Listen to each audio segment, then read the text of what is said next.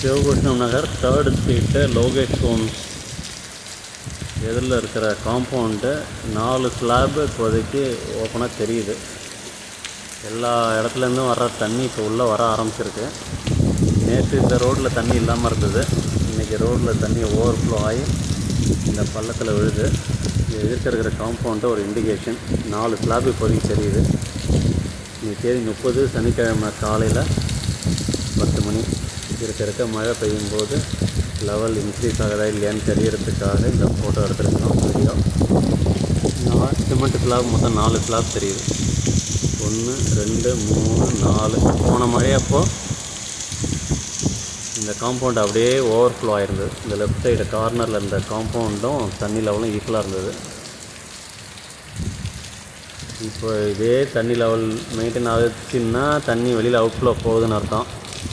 இல்லை cement slab ஒவ்வொன்றா மறைய ஆரம்பிக்குதுனாக்கா தண்ணி வெளியில் போகிறத விட உள்ளே வர்றது அதிகமாக இருக்குன்றது தெரிஞ்சுக்கலாம். அதுக்காக எடுக்கப்பட்ட வீடியோ இது.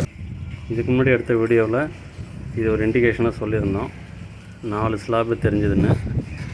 இப்போ 12 மணிக்கு எடுக்கிற வீடியோவில் எத்தனை ஸ்லாப் தெரியுது? 1 2 ஸ்லாப் தான் தெரியுது.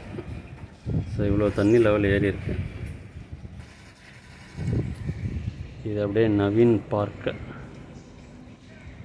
பார்க்குக்கு போகிற ரோடு. நவீன் பார்க்கில் தண்ணி ஓவர்ஃப்ளோ ஆகி ரோட்லேயும் ஃபுல்லாக தான் போகுது.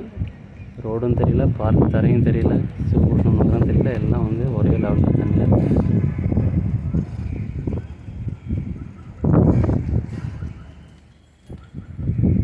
இதுதான் சகாதேவன் சாலை டெயில் எண்டு. சிவபூஷணம் நகரில் ஜாயிண்ட் ஆகக்கூடிய ஆர்ஜி நகர் சகாதேவன் சாலை. ஏதாவது சாலை தெரியுதுங்களா? எவ்வளோ ஹைட்டு ஏற்றி போட்டோம் இருந்தாலும் அந்த தார் ரோடு சுத்தமாக தெரியல. முழங்கால் அளவு இப்போ தண்ணி.